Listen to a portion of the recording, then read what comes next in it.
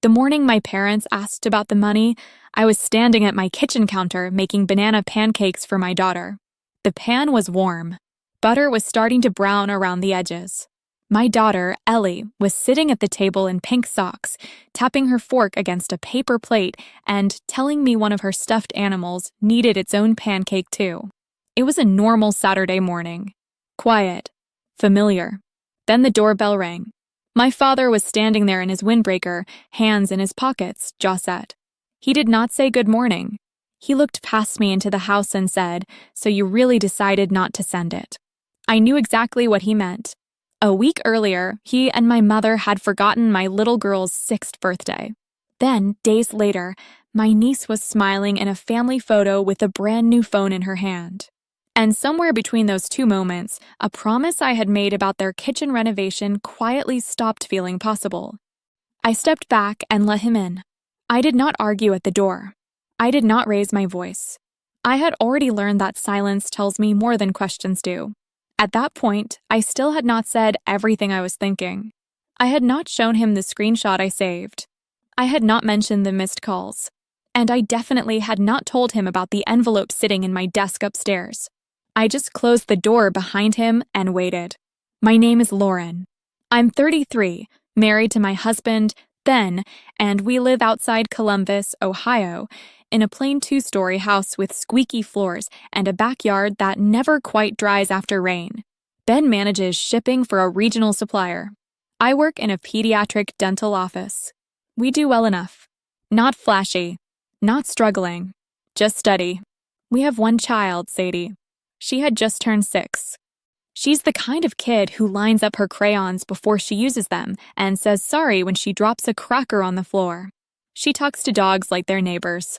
She saves stickers because she worries she'll use the special ones too soon.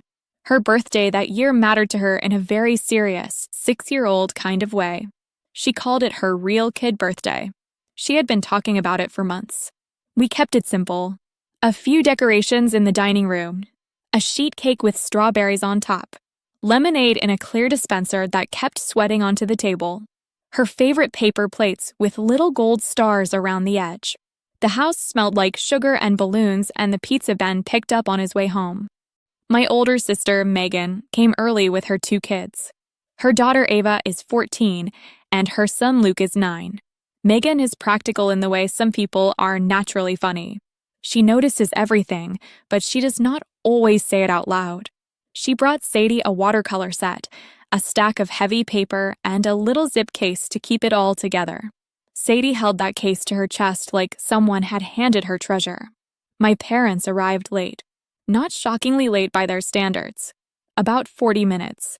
My mother walked in first, smoothing her hair like she had rushed, though she never really rushes. My father followed behind her carrying nothing. No bag. No envelope. No card tucked under his arm. My mother kissed Sadie on the head and said, "Happy birthday, sweetheart." My father smiled, but it was brief. Distracted. He gave Sadie a pat on the shoulder and looked around the room like he was checking whether he had missed anything important. I remember noticing their hands. That sounds strange, but it is true. When people come to a child's birthday party, they are usually carrying something. Tissue paper. A gift bag. A bakery box. A card. Something. Their hands were empty. I did not say anything. I smiled. I offered them food. I moved plates around on the counter and kept the party going because that is what I had trained myself to do with my parents. Keep it moving. Make it easy. Explain things later, privately, gently, if at all. Once or twice, my sister looked at me. Not a dramatic look. Just a quick one from across the room. A question. I answered with the smallest shake of my head. Not now. The party itself was fine. Kids ran through the hallway. The front door kept opening and closing. Wrapping paper slid under the couch. Somebody spilled juice and Ben cleaned it up with a dish towel before I could get there. Sadie laughed so hard at one point she got the kind of hiccups that sound like tiny barks. If you had taken a picture, it would have looked like a good day. That was part of the problem. From the outside, almost everything with my parents always looked normal. After everyone left, the house got quiet in stages. First, the cousins. Then my parents. Then the last car pulling away. By 8:30, there was only the hum of the dishwasher and the crinkle of tissue paper under my feet. Sadie was upstairs in bed, still awake, talking softly to herself the way she does when she is replaying something she liked. Ben was leaning against the counter with both hands wrapped around a glass of water. He waited a minute before he said it. So they really didn't bring her anything? I kept folding napkins that did not need folding. They forgot. He looked at me for a long second. Not confused. Not angry. Just very still. They said they'd make it up to her, I added.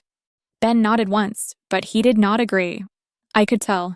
He has a very controlled face when he is trying not to push me before I am ready. He set the glass down in the sink, then came over and started gathering plates. That should have been the end of it, maybe. A small disappointment. A late gift a few days later. An apology. Something ordinary. But there are things you know before you admit you know them. My parents had always been more present with Megan's children. More available. More interested. They lived closer to her, yes, but not by much. And over the years, I had used that detail to explain 100 smaller things. More visits. More sleepovers. More pictures. More little surprises dropped off, just because. Still, some facts are hard to ignore once you stop smoothing them over.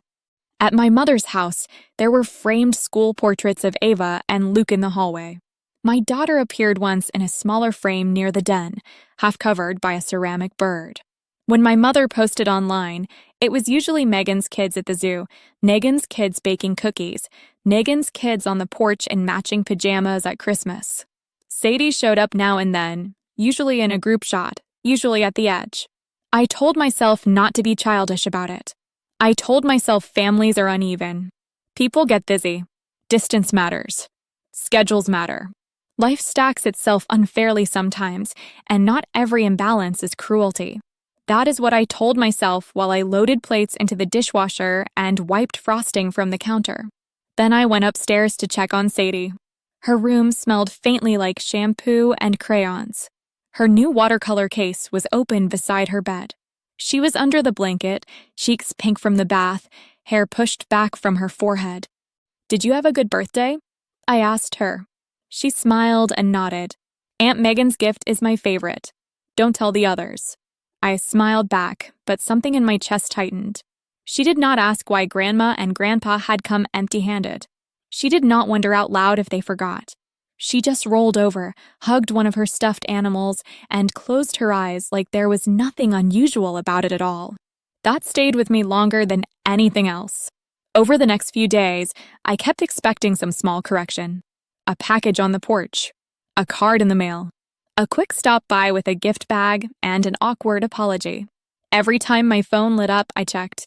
Nothing came. Then, 8 days later, I was sitting in my car on my lunch break, parked behind the dental office with the engine off, looking at my phone in the quiet. And that is when I saw the photo. It was on my mother's Facebook page. Ava was sitting at my parents' kitchen table with both hands around a brand new phone box, smiling in that careful teenage way where she was pleased, but a little embarrassed to be photographed.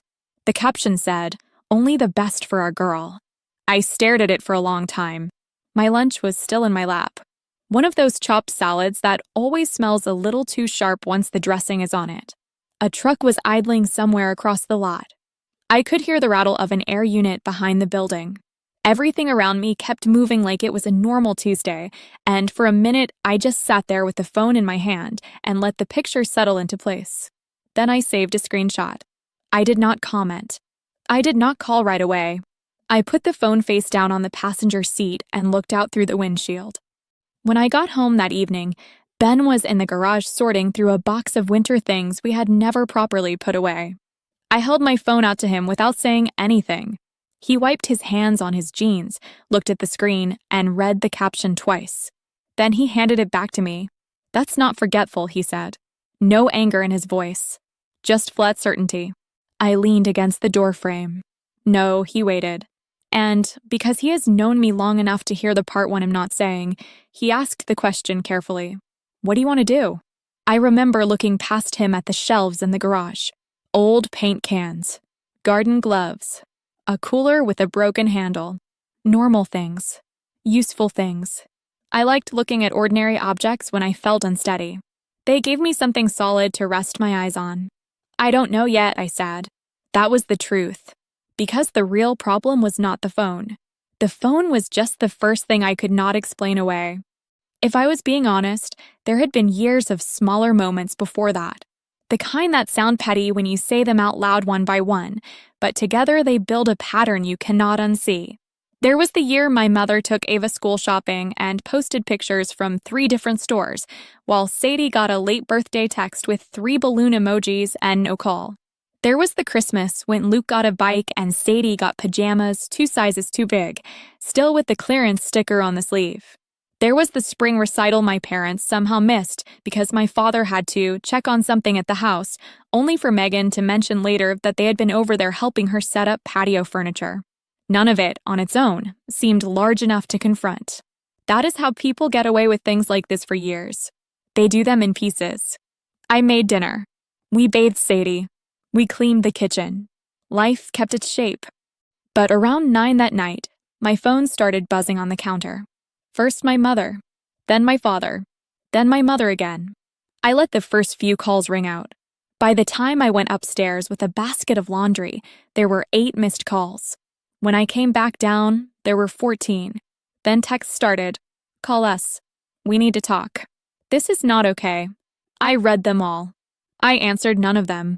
Ben was sitting on the couch with one ankle over his knee, watching me read and set the phone back down. You don't have to pick up, he said. I know. That mattered more than people might think. He did not tell me what to do. He did not say I was overreacting or push for a big emotional release. He just sat there and made room for me to think. I made tea I did not really want. Chamomile. Too mild to taste like much of anything. I stood at the counter waiting for the kettle to cool enough to pour, and while I waited, I did something I had not done in a long time. I wrote down dates. Not because I had some grand plan. Not yet. I just needed the facts outside my head. Sadie's birthday party, Sunday. No gift. No card. Promise to make it up. 8 days later, Facebook photo. New phone for Ava. Then I added a few older things as they came back to me. Recital. Christmas. School shopping. Visits. It was a short list. Messy. Incomplete. But seeing it on paper changed something. It stopped feeling like a swirl of hurt feelings and started looking like a timeline. That night, there were 32 missed calls. I know that number because I counted them the next morning before I silenced the thread and set the phone down beside my coffee. 32. People do not call like that when they have calmly forgotten a child's birthday and need a day or 2 to fix it. They call like that when something else matters more. I got my answer later that afternoon. My father left a voicemail. His voice was clipped, almost formal. Lauren, your mother and I would appreciate a call back today. We need to know where things stand on the kitchen money. You made a commitment, and this delay is becoming a real problem. I listened to it twice. Not one word about Sadie. Not one apology. Just the money. Months earlier, I had told my parents Ben and I could help them with $10,000 toward their kitchen renovation. It had been presented as temporary help. They had gone over estimates with me at their dining room table. My mother had a legal pad with appliance numbers written on it. My father had contractor notes, cabinet quotes, flooring samples. They spoke in practical terms, and I responded in practical terms. We had the money. I knew that. We had savings. We had planned carefully for years. We were not reckless, and we were not guessing. The offer had been real. But the offer had been made before I let myself fully look at the way they treated my daughter. And now here was my father, using the word commitment like the only broken thing in the situation was a transfer that had not happened yet. That was when I stopped feeling confused. Not angry, exactly. Clear. There is a difference. That evening, after Sadie went to bed, I sat at the table with my notebook open and my laptop in front of me. Ben brought me a glass of water and left me alone with it. I opened my banking app first, then our household budget spreadsheet, then the folder where I kept notes on larger family expenses and gifts, mostly so I would not forget birthdays, graduations, retirement dinners, things like that. I was not building a case against anyone in some dramatic sense. I was reminding myself that I knew how to keep track of things, that I did not need to rely on mood or guilt or whatever version of events happened to be spoken the loudest. I reviewed the kitchen estimate they had emailed. I checked the dates. I reread the text where I had said we could help. I looked at our balances. I looked at the college fund we had already started for Sadie. Small at first, but steady. Protected. Ours. Then I wrote 3 lines at the top of a clean page. Step 1. Stop responding while I'm still sorting facts. Step 2. Separate the birthday from the money, even if they won't. Step 3. Decide based on pattern, not pressure. I sat back and read those lines twice. It may sound cold, but it was not. It was the only way I knew to stay calm. Because if I called them that night, I knew exactly how it would go. My mother would cry. My father would say I was being unfair. They would blur everything together until I was apologizing for being hurt. That had happened before, in smaller ways, for most of my adult life. So I did nothing. And doing nothing in that moment was not weakness. It was the first controlled thing I had done. The next morning, my sister called. I stepped outside the office during lunch and answered on the second ring. Hey, Megan said, and I could hear right away that she was trying to keep her voice level. Mom called me. I leaned against the brick wall by the side entrance. The March wind was cold and smelled faintly like wet pavement. What did she say? That you're refusing to send the kitchen money and nobody understands why. A pause. Lauren, what happened? So I told her. Not dramatically. Just in order. The birthday. No gift. No follow-up. The screenshot. The missed calls. The voicemail about the money. Megan did not interrupt. She let me finish, which is how I knew she was taking it seriously. Finally, she said, quietly, I didn't know they brought nothing to Sadie's party. I know. And I did not know about the phone until Ava had it in her hand. Mom told me she was helping with school tuck. I thought she meant one of those protective cases or maybe contributing toward a replacement. I believed her. Megan has never been the problem. If anything, she had spent years trying to smooth things over in ways I barely noticed at the time. Extra gifts from her kids to Sadie. Invitations folded in naturally so nobody felt left out. A quiet kind of balancing act. I'm not sending it, I said. She let out a slow breath on the other end. Okay. The simplicity of that almost undid me. You're not mad. Why would I be mad? Because they're going to make it into a whole thing. And probably pull you into it. She gave a short laugh. Tired more than amused. They already pull me into everything, she said. That part isn't new. I looked out at the parking lot. A patient's car had just pulled in. Someone was walking toward the front door with a little boy in a red jacket. Then Megan said, more quietly, I've noticed things, Lauren. I did not answer right away. About Sadie, she said. For a while. The wind moved a strand of hair across my cheek. I tucked it behind my ear and stared at the concrete. You should have said something. I know, she said. I kept thinking it wasn't my place. Or that maybe I was reading too much into it. Or that if I said it out loud, I'd make it worse. That made sense to me because it was almost exactly what I had been telling myself too. We stayed on the phone another few minutes. Nothing dramatic. No big strategy. Just 2 sisters trying to name something honestly for once. Before we hung up, Megan said, whatever they're telling themselves, this isn't about a kitchen. No, I said. It isn't. That night, just after 7, a text came through from my mother. I was standing at the sink rinsing out Sadie's pink cup. The water was running. Ben was helping her with a puzzle at the table. I dried my hands, picked up the phone, and read it once. Then again. And then I turned the screen toward Ben without saying a word. The text from my mother was short. Since you've decided not to honor your word, your father and I are using our own savings and taking a trip instead. We're going to Myrtle Beach for the week, and Megan and the kids are welcome to come with us. Maybe when everyone settles down, we can talk like adults. I read it twice. Then I read it a 3rd time slower. Ben was still at the table with Sadie, helping her fit a puzzle piece that clearly did not belong where she wanted it to go. I could hear the soft scrape of cardboard on wood, the low murmur of his voice, the faucet still dripping once every few seconds into the sink. It was such an ordinary sound in the room that the message felt almost unreal against it. I handed him my phone. He read the text and looked up at me. They have enough money for a beach trip. I nodded. Not just a trip for the two of them. A family trip. Or at least a version of family that did not include my house. That detail settled into me differently than the rest. It was not subtle. It was not careless. It was a choice placed in writing. I took the phone back and stood there for a moment, looking at my mother's message on the screen. The thing about seeing something in writing is that it removes a lot of confusion. Spoken words can be softened later, reframed, denied, explained as tone or misunderstanding. A text sits there exactly as it was sent. I saved a screenshot. Then I put the phone face down on the counter. Ben did not ask whether I was going to answer. He knew I would when I was ready. A few minutes later, I picked the phone up again and replied with one word. Enjoy. That was all. No accusation.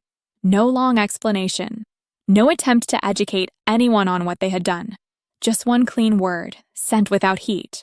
Then I set the phone down and went back to the sink. If you have spent years over-explaining yourself to people who prefer confusion, silence starts to feel almost physical, like stepping back from noise. The phone rang once after that. I let it ring out. It did not ring again that night. About half an hour later, Megan called. I stepped into the mudroom and closed the door behind me before I answered. The dryer was running in the next room, and I could feel its low vibration through the wall. Did you get Mom's text? She asked. Yes. I'm not going. I leaned against the shelf where we keep shoes and winter gloves. Meg, you don't have to make a statement. I'm not making a statement, she said. I'm declining an invitation that shouldn't have been framed this way in the first place. Her voice was calm, but I could hear the line under it. Not anger. Decision. She told me the same thing, Megan went on. That everyone needed a break from stress. As if this is all some unfortunate misunderstanding and not something they created. I looked down at the floor tile. One of Sadie's rain boots was tipped on its side by the bench. You should take the kids if they want to go, I said, though even as I said it, I knew I did not mean it. No, she said, and this time there was no softness in it at all. I'm not taking my kids on a trip that was clearly designed to show yours she's not included. I closed my eyes for a second. Megan continued, quieter now. And I'm not going to let Ava and Luke become props in whatever lesson Mom thinks she's teaching. There are moments when someone says a thing so plainly that it clears the fog in your head. That was one of them. We talked for a while after that. She told me my mother had been crying when she called, but not apologizing. My father had taken over the conversation halfway through and tried the calm voice he uses when he wants to sound like the only reasonable person in the room. According to Megan, he had said, "This is between us and Lauren." And Megan had answered, "You made it everyone's business when you invited my children and left hers out." When she told me that, I sat down on the little bench in the mudroom and let the words settle. I had not asked her to take that stand. I had not expected her to, but she had done it anyway. That mattered. Are they furious? I asked. They're unsettled, she said. That's not the same thing. There was some background noise on her end, one of the kids opening the refrigerator, the television on low. Normal house sounds. The kind that make hard conversations feel more real because life is still happening around them. Then Megan said, "I need to tell you something else." I waited. Ava overheard a lot of this. That surprised me, though it should not have. Kids hear more than adults think they do, especially when adults have started talking in controlled voices behind half-closed doors. She asked me tonight if Grandma and Grandpa really forgot Sadie's birthday, Megan said. I told her yes. I sat a little straighter. And she thought about it for a minute and said, "That's messed up." Despite everything, I let out the smallest laugh. That sounds like Ava. There's more. Megan paused. She said she doesn't want the phone. I was quiet. She what? She said she doesn't want it if it came at the cost of making Sadie feel small. She said it doesn't feel like a gift anymore. I looked at the closed mudroom door. Beyond it, I could faintly hear Sadie laughing at something Ben had said. A clear little laugh. Steady. Unbothered. Still safe inside her own evening. Megan, no, I said. She doesn't need to do that. I told her that, Megan said. I told her she's a kid and this is not hers to fix. And she said, maybe not, but I still don't want it. 13-year-old girls can be dramatic about the wrong things and unexpectedly wise about the right ones. Ava had always struck me that way. Careful, observant, a little guarded, the kind of child who notices tone before content. I rubbed a hand across my forehead. Please don't let her carry this, I said. I'm not planning to, Megan said. I'm just telling you because it says something important. I knew what she meant. It said that even a teenager, looking at the bare outline of the situation, understood fairness better than the adults who created the problem. We ended the call a few minutes later. Before hanging up, Megan told me she would handle our parents herself if they reached out again that night. I thanked her, and she brushed it off the way she always does when she is doing something difficult on purpose. When I went back into the kitchen, Ben looked up. Megan's not going, I said. He nodded once. And Ava doesn't want the phone. That got his attention. Really? Really. He leaned back in his chair and exhaled slowly. That tells you a lot. Yes, it did. But more than that, it shifted something practical in my mind. Up until then, I had still been thinking in terms of emotion. Hurt, disappointment, history, uneven love. All real things, but hard to define when someone wants to turn them into opinion. Now I had something else. A written invitation that excluded us. A written complaint tied to money. A screenshot showing a luxury gift days after a forgotten birthday. A timeline. Witnesses. Patterns other people had also noticed. It was no longer just a feeling I was trying to justify to myself. It was a sequence. After Sadie was asleep, I sat back down at the kitchen table with my notebook. The house was dim except for the light over the stove and the lamp in the corner of the living room. Ben had gone upstairs to shower. I could hear the water running through the pipes. I opened to a clean page and wrote the date at the top. Then I made 2 columns. On the left, I wrote what happened. On the right, I wrote what can be shown. Under what happened, I listed the facts in order. Birthday party. No gift. No card. Promise to make it up later. 8 days later. Photo of Ava with expensive new phone. Voicemail about kitchen money. Text about beach trip. Invitation to Megan's kids only. Under what can be shown, I listed the proof. Photo screenshot. Call log. Voicemail saved. Text message saved. My notes from party date. Megan's confirmation. I stared at the page for a while. Then I wrote 3 new lines below it. Do not argue about intentions. Do not debate memory. Stay with dates, words, and records. That was the power shift, though I would not have called it that at the time. I was done trying to get my parents to agree with my feelings. I was done trying to find the perfect wording that would make them suddenly understand what was obvious. That approach had already failed for years. Facts were cleaner. And facts do something emotions often cannot. They narrow the room. The next morning, I created a folder on my laptop. Just a plain folder with a date in the title. I put everything in it. Screenshots, notes, the voicemail file I exported from my phone, a PDF of the original kitchen estimate they had sent months earlier, even the old text thread where I had made the offer to help with the renovation. Not because I was preparing for a legal fight. I was not. This was family, not court. But systems matter. Records matter. When people rely on pressure and confusion, keeping things orderly is its own kind of protection. Around noon, my father called again. I let it go to voicemail. Then another call. Then one for my mother. I answered neither. Instead, I opened my banking app, looked at the savings account where the $10,000 still sat, and moved it into a separate account tied to Sadie's education fund. Not because I needed to do it right that second. The transfer could have waited. The logistics were easy either way. I did it because I wanted the decision reflected in a system, not just in a mood. There is a difference between saying I'm not sending it and making sure it cannot be treated like a delayed favor. Once the transfer was complete, I saved the confirmation PDF. Then I closed the laptop and made myself lunch. Turkey on toast. Mustard. An apple sliced into quarters. Nothing dramatic. I ate at the counter and listened to the quiet in the house. At 3:17 that afternoon, another message came in from my father. This one was different. Not angry. Not clipped. Just 4 words. We need to come by. I read it and did not answer right away.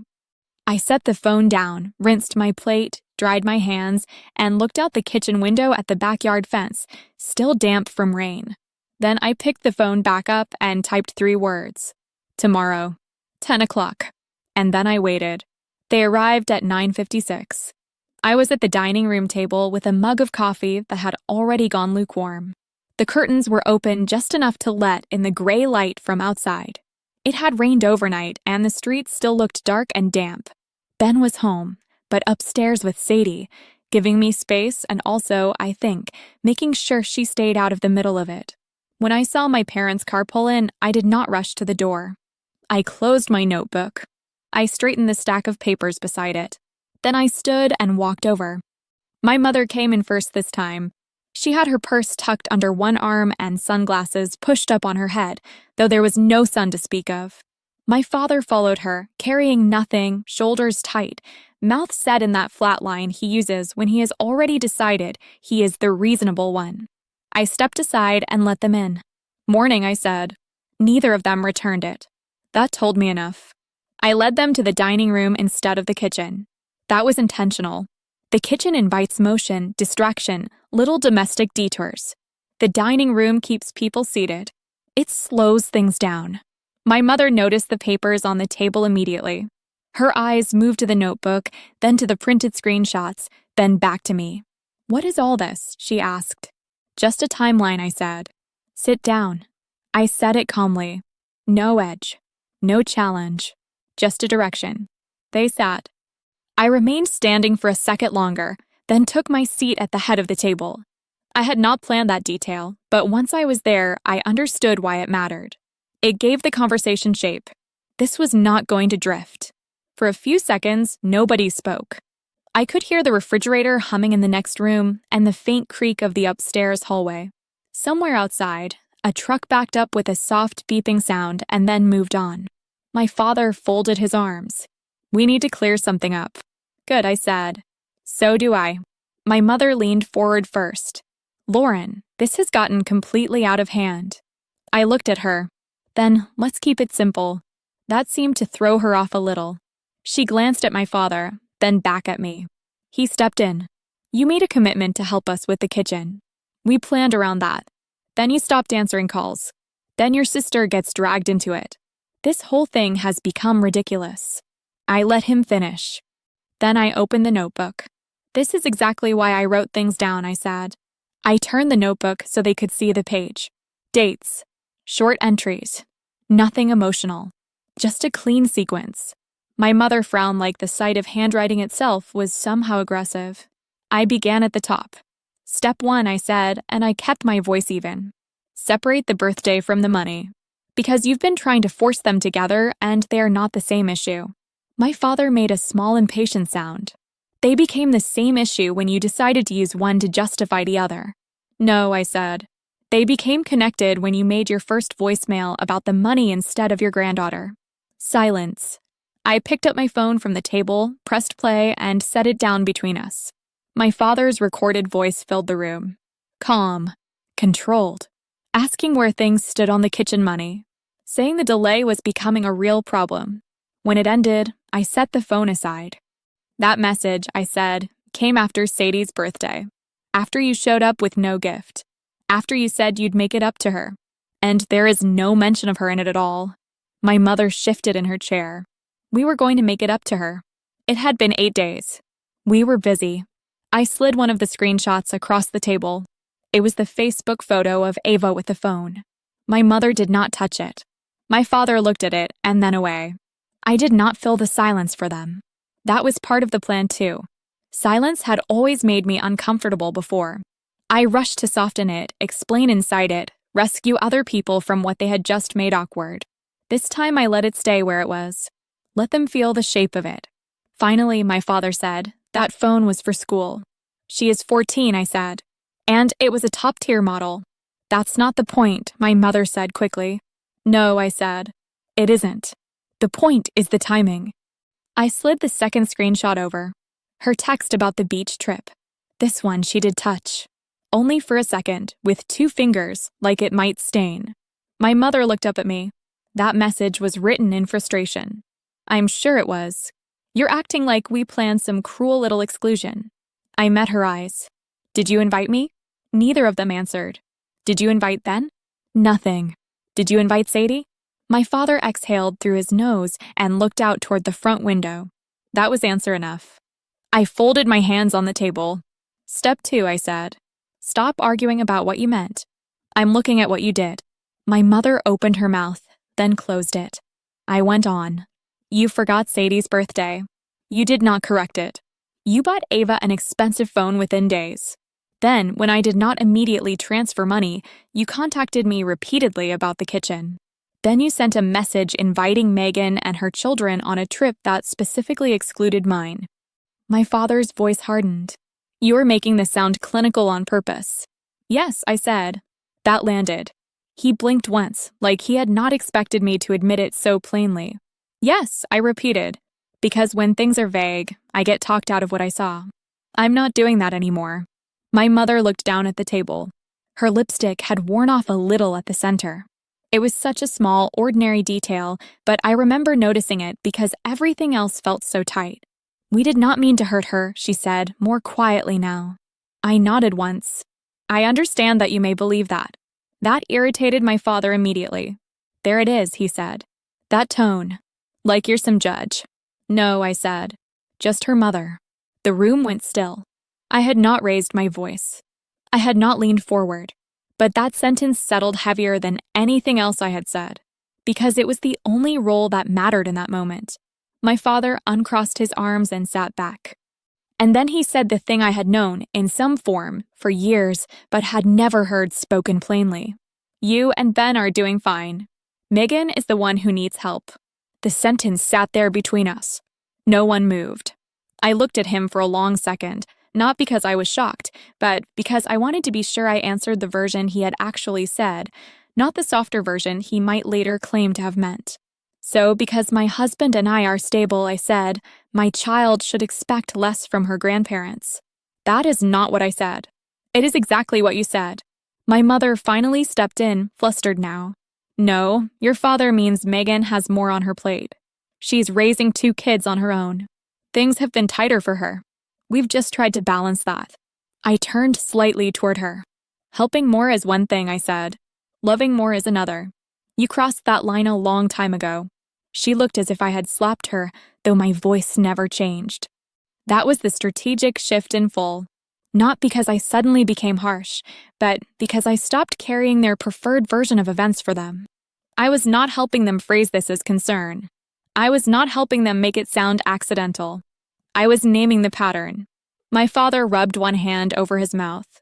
He looked older in that moment than he had the week before. More tired. But tired is not the same as honest. He said, so this is all about a birthday present. No, I said. It's about a pattern. The birthday made it impossible to ignore. I reached for one more paper. This was not dramatic. Just a printed page from my budgeting folder. A copy of the kitchen estimate email clipped with the transfer confirmation I had made the day before. I placed it on the table, but not in front of them. In front of me. Step 3, I said. Make the decision and put it in a system. My mother stared at the paper. What is that? The 10,000. My father straightened. You transferred it? Yes. For 1 second, I saw hope cross his face. Then I finished. Into Sadie's education account. Nobody spoke. My mother was the first to recover. You did that to punish us. No, I said. I did that because I'm done leaving this open. My father's jaw tightened again. That money was promised. It was offered, I said. And I withdrew the offer. You can't just, I can. I did not say it loudly. I did not need to. He looked at me the way people do when a door closes and they realize, a little too late, it was never theirs to hold open. For a while after that, nobody said anything at all. Then there was a soft thump overhead and the sound of Sadie's feet moving across the hallway upstairs. Small, quick steps.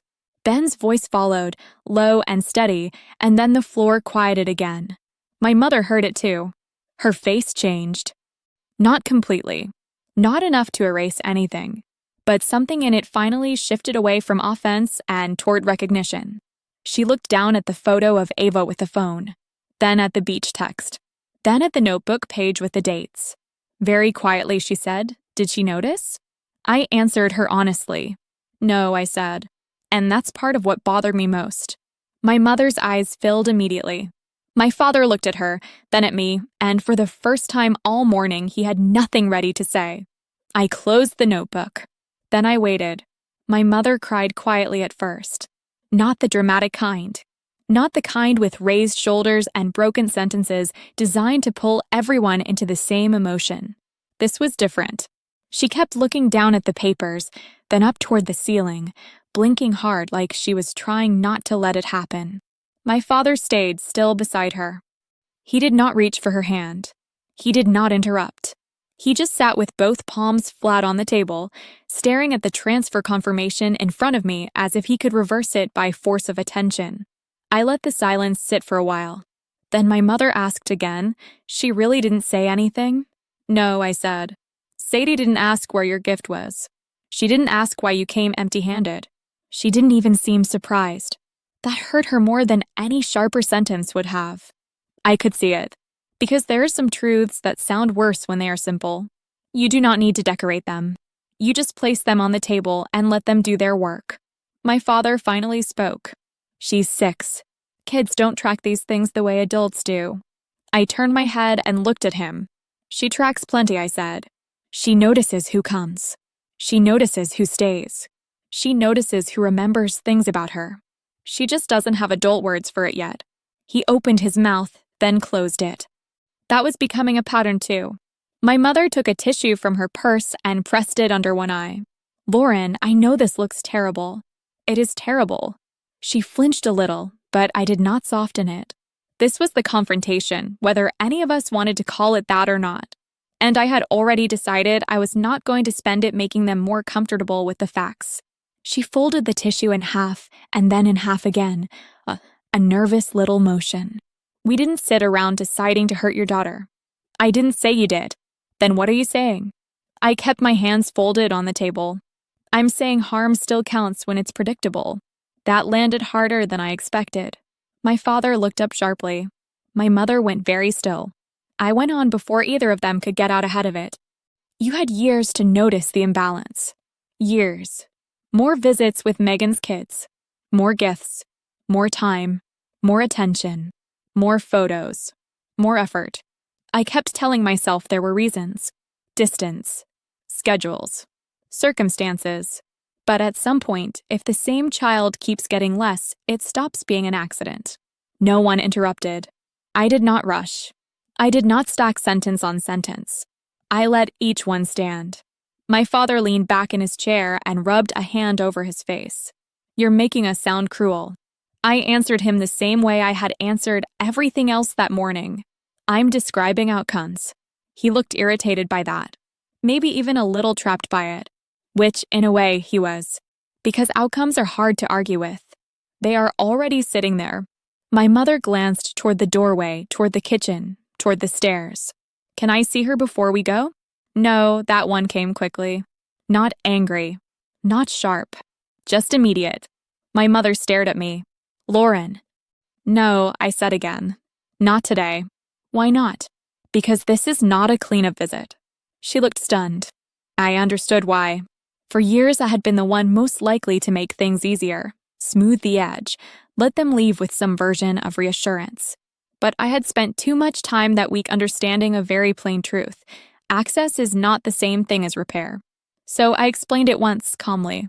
"You don't get to have a painful conversation with me and then go upstairs and collect a warm moment with my child on the way out.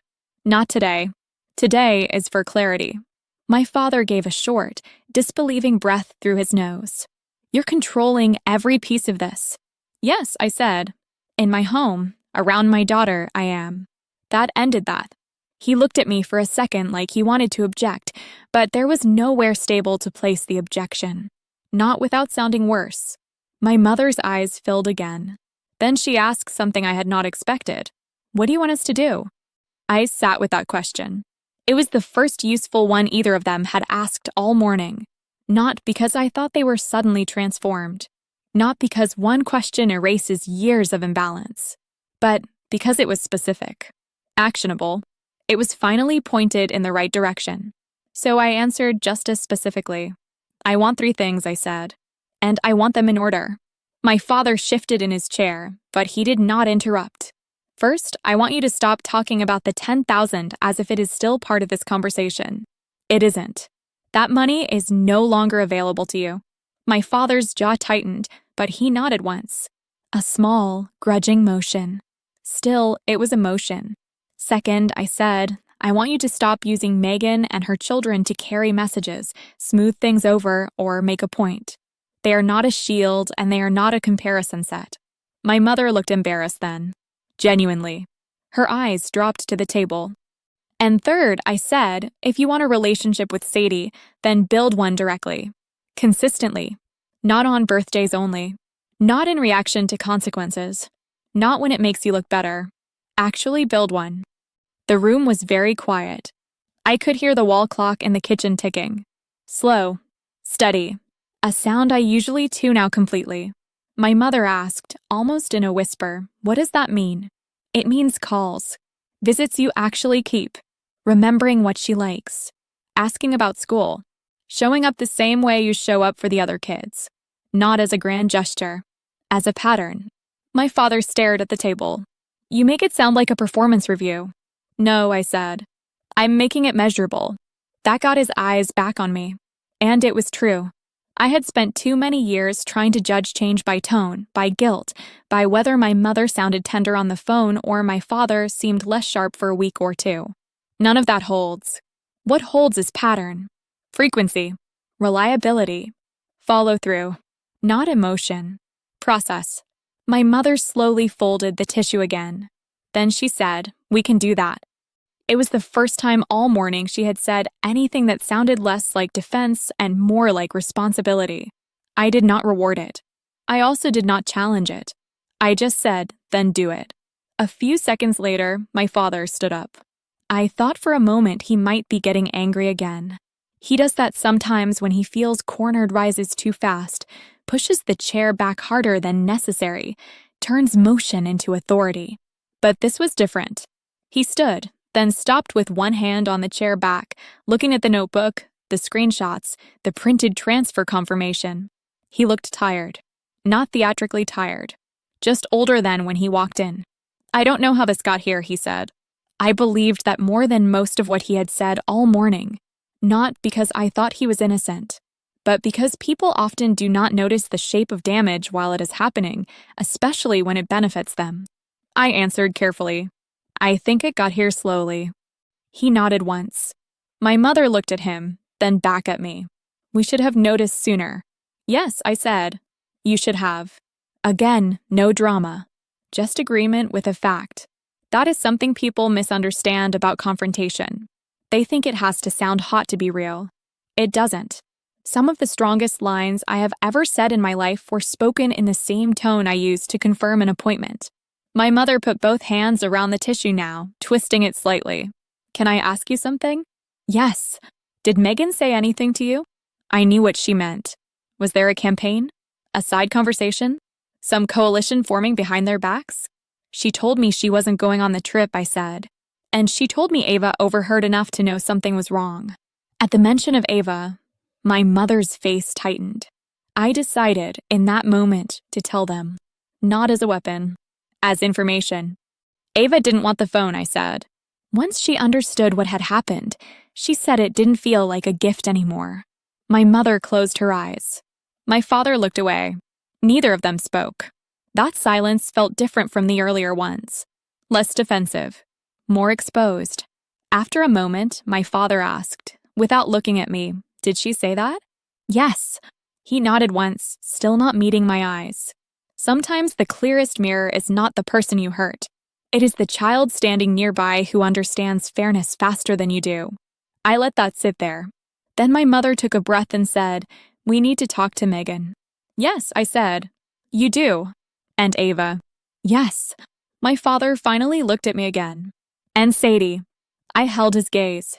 Eventually, I said, not with explanations. Not with excuses. And not today.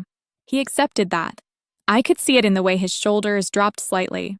Not agreement exactly, but acceptance. That mattered too. After another minute or so, my parents stood to leave. No one rushed. Chairs moved softly against the floor. My mother put her purse on her shoulder. My father picked up nothing because there was nothing to pick up. At the front door, my mother paused. She turned back toward me, one hand still on the knob. "I am sorry about her birthday," she said. It was not polished. It was not complete. There were many things still missing from it. But for the first time, it was directed to the right place. I nodded once. "Thank you," I said. My father did not add anything. Not then. He just looked at me for a moment with the expression of someone trying to adjust to a room where the furniture has all been moved. Same people, same house, different layout, different rules. Then he opened the door and stepped outside. I watched them walk to the car through the front window.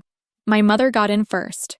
My father stood beside the driver's door for a second longer than necessary, one hand resting on the roof, looking down at the wet pavement. Then he got in too, and they drove away. I locked the door after them.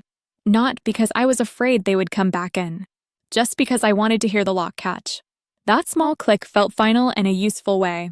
I stood there a moment, hand still on the deadbolt, and let my body catch up to what had just happened. My shoulders were tight. My coffee had gone fully cold on the table. My heart was beating faster than my face had ever shown. Ben came down the stairs a minute later. He looked at me once and asked, "How did it go?" I thought about the easiest version of the answer. Fine. Hard. Better than expected. Worse than expected. None of those fit. So I told him the truth. It was clear. He nodded like that was enough. And it was. Then, before either of us said anything else, my phone buzzed on the entry table. A new message. From Megan. I picked up the phone and looked at the screen. It was a text from Megan. "Can you talk?" I answered right away. She picked up on the first ring. I could hear movement in the background, a cabinet door closing, then the sound of footsteps softening as she went into another room. "They just left here," she said. So my parents had gone straight from my house to hers. That tracked. When did they get there? I asked. Maybe 15 minutes ago. Mom looked like she'd been crying.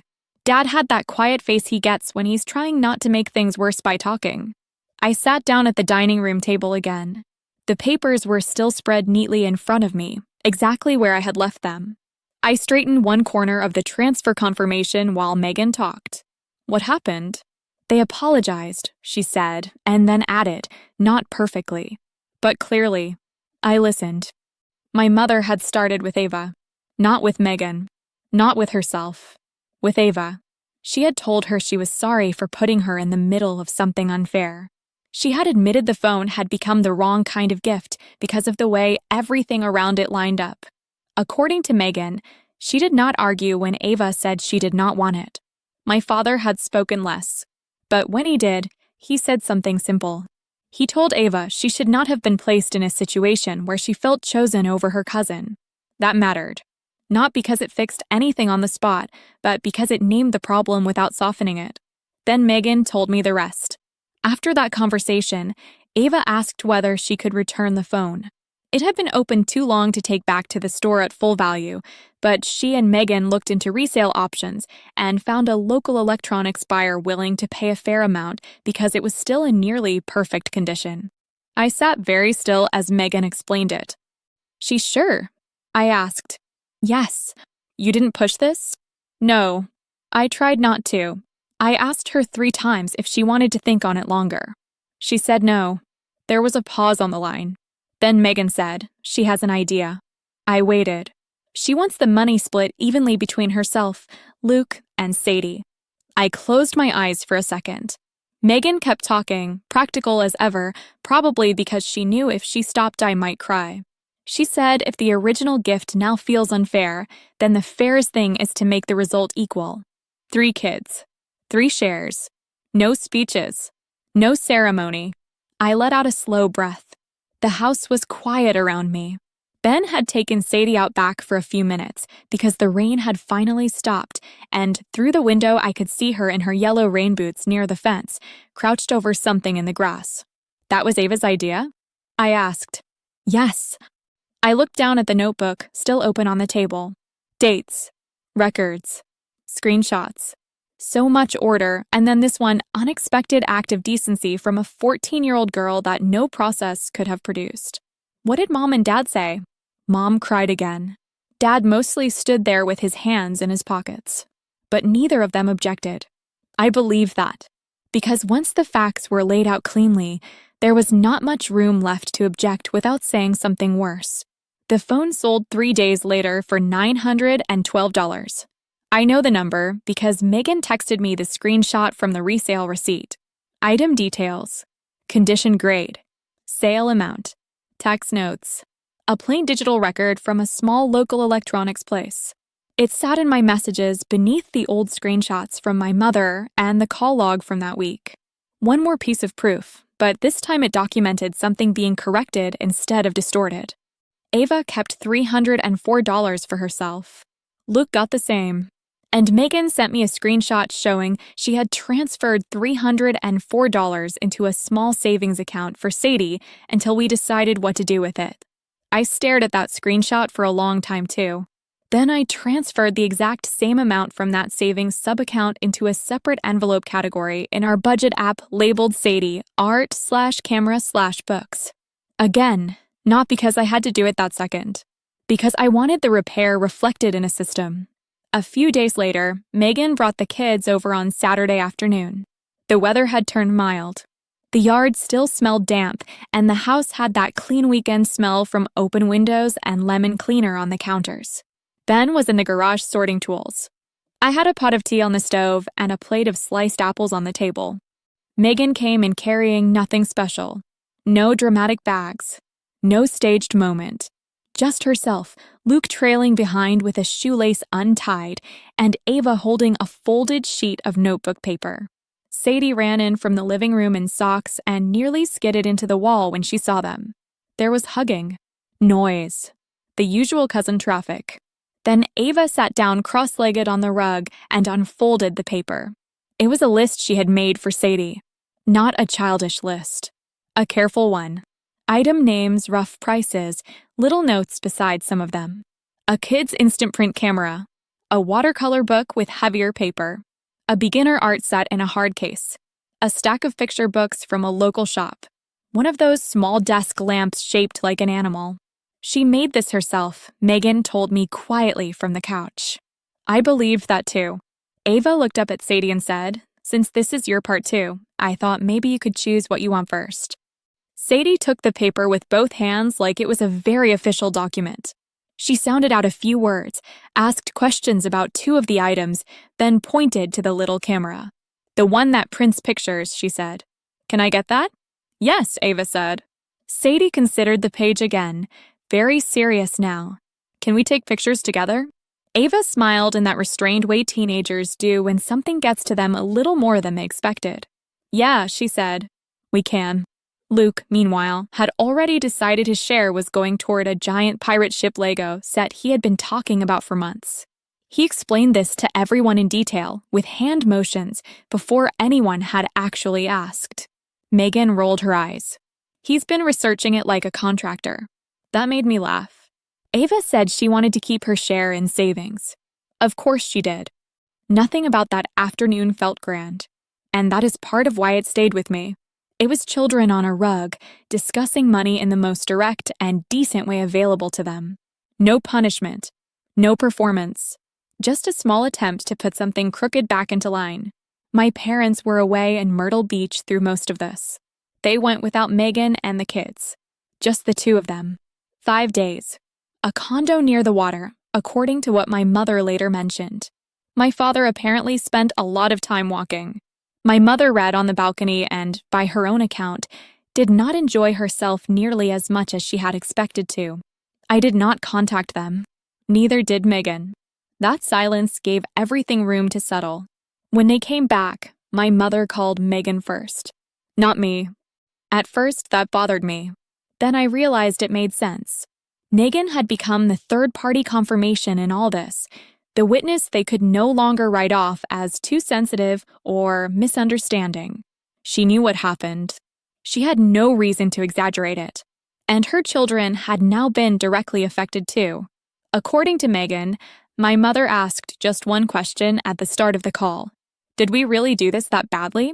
And Megan, in the plain voice she uses when something deserves no decoration, said yes. There was a long silence after that. Then my mother admitted something I had been waiting years to hear in some form. She said she and my father had always seen Megan as the one who needed more practical support. Single parent, tighter budget, more strain. And somewhere along the line, they had let that logic spread into everything else. Not just help, attention, time, excitement, effort. They had mistaken increased support for increased love. That explanation did not erase what happened. It did not even fully satisfy me, but it matched the pattern closely enough to sound true. My father took longer. That also tracked. He did not call. He did not text a paragraph. He did not suddenly become articulate about feelings at this stage of his life. What he did instead was show up one Saturday morning at 10, exactly when he said he would. This time he came alone. I opened the door and found him standing there with a small paper gift bag in one hand. Not expensive, not flashy, just plain white tissue paper folded around the top. He held it out without preamble. For Sadie, he said. I took it and stepped back to let him in. Inside the bag was a child's charm bracelet. Silver-colored, delicate, but not fragile. 3 charms already attached, a paintbrush, a tiny camera, and the letter S. It was so specific that it stopped me for a second. Not because of the object itself, because it showed observation.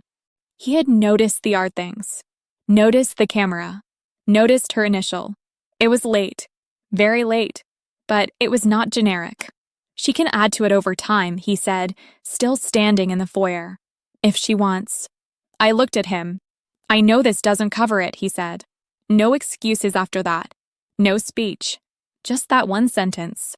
Then, after a moment, he added, I'm not very good at this part. No, I said. You're not. He nodded. A tiny movement. Accepting it. Then he looked past me toward the stairs and said, but I would like to get better. That was the closest thing to a full apology my father had ever offered me in my adult life.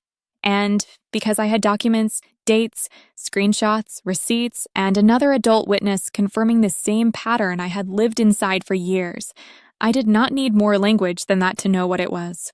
Not perfection, not closure, just accountability in the only form he seemed able to produce. I let him in. Sadie came down a minute later and saw him in the hallway. Grandpa, she yelled, then corrected herself because she had recently started insisting on family titles sounding proper during pretend tea parties. He crouched down and held out his arms. She went to him without hesitation because children are often kinder than adults deserve in the short term. He hugged her longer than usual, long enough that when he looked up at me over her shoulder, his eyes were wet. He did not say anything. He did not need to. Over the next couple of months, my mother began calling on her own. Not through me to get to Sadie. To speak to Sadie. Short calls at first. Asking about school. Asking what she was drawing. Remembering, with visible effort, the names of her stuffed animals. My father started inviting her to the little pond near their neighborhood to practice casting with a child-sized fishing rod he bought at a sporting goods store. The first time, she mostly tangled the line and laughed. He laughed too. Megan told me later my mother had shown her 3 separate pictures from that afternoon without posting any of them online. That detail mattered more than I expected. Not performative. Just kept. The kitchen renovation went forward on a smaller scale.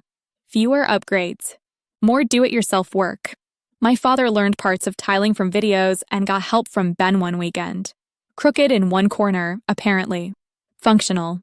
Paid for without us. And the $10,000 stayed where I had moved it. The account statements reflected it month after month. The college fund grew. The record remained clean. No one asked for it again. That was the resolution, really. Not one conversation. Not one bracelet. Not one beach trip gone awkward. It was the combination of evidence, timeline, third-party confirmation, written records, and changed behavior that followed. Truth did not arrive in a speech. It arrived in screenshots, receipts, dates, and what people did next. Cowboy Face Part 7 Epilogue Plus Series Seed Plus CTA. A few months after all of it settled down, I was in my kitchen early on a Sunday evening wiping down the counters after dinner. The house was quiet in that good way. Not empty, just settled. Ben was outside putting the trash bin by the curb. Sadie was on the living room floor with the little instant camera, lining up photos she had taken over the past few weeks. One was blurry grass. One was half of the dog next door. One was my mother holding up a fishhook while my father stood behind her trying not to laugh. The dishwasher was running. The window over the sink was cracked open a little, and cool air was coming in with the smell of damp leaves. I remember folding the dish towel over the oven handle and thinking how normal everything felt. Not fixed. Normal. That was enough. I had learned by then that peace in a family does not always come from a big healing moment. Sometimes it comes from smaller things repeated long enough to trust them. A kept visit. A remembered school event. A phone call made for no reason except to ask how a child's week is going. My mother had started doing that. My father, in his own way, had too. He still was not easy. He still had a way of talking that could flatten a room if he was not paying attention. My mother still reached for excuses sometimes before honesty. I noticed it. I still notice it. But I also notice the correction now. The pause. The restart. The effort. That matters. A few weeks after he brought the bracelet, my father came over to help Ben fix a gate latch in the backyard. They spent most of an hour measuring the wrong side first, then correcting it without saying much. Sadie followed them around with a plastic toolbox and offered completely useless advice. My father listened to all of it like it was expert instruction. My mother has started asking for individual time with Sadie instead of folding her into bigger family plans. Sometimes they bake. Sometimes they just walk through a garden center and come home with a small plant that usually does not survive more than 2 weeks in our house. Once they spent an entire afternoon making a scrapbook page from the little printed camera photos. Nothing about those afternoons is dramatic. That is exactly why I believe them. The college fund kept growing too. I checked it one evening while sitting at the dining room table with tea gone cold beside me, just numbers on a screen and steady automatic transfers stacking quietly the way they should. I remember feeling grateful that I had moved the money when I did. Not out of anger. Out of clarity. A clean decision at the right time can change the tone of everything that follows. That is probably the biggest thing I carried out of this. Not that boundaries fix people. Not that one confrontation solves old family patterns. Just that once I stopped arguing emotionally and started organizing reality, things got simpler. Not easier. Simpler. I did not need to prove pain in poetic language. I needed dates, messages, behavior, follow through. Once I trusted that, I stopped feeling so easy to shake. Megan and I are closer now than we were before. We trade Sunday dinners every other week. The kids move through each other's houses like they belong there. Ava still checks in on Sadie in that quiet, watchful way some teenagers do when they are more decent than they are loud. Luke finally got the giant pirate ship, and parts of it still end up under our couch when they come over. Megan and I sometimes stand in the kitchen after everyone has eaten,